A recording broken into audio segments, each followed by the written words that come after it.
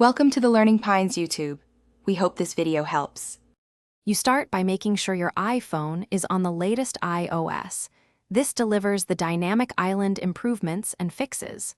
Once updated, go into Settings and enable live activities and notifications for the apps you plan to use.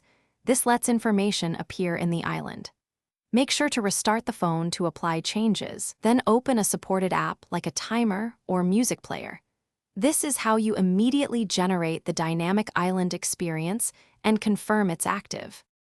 You'll learn to interact smoothly. Tap the dynamic island to jump straight into the app, and long press to reveal expanded controls like playback, turn-by-turn options, or deeper information. Once multiple live activities appear, swipe left or right to cycle or dismiss them. This keeps the top of the screen uncluttered.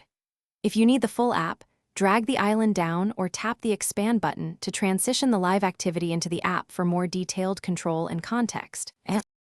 To finish, customize which apps appear by editing notifications and live activities priorities so only key information uses the island. Once done, use focus mode exceptions to let essential live activities show when Do Not Disturb is on. This keeps important alerts visible. If something goes wrong, force quit the offending app, toggle live activities off and on, and restart the phone.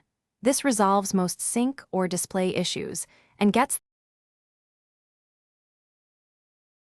Thanks for watching. Consider subscribing if we helped you.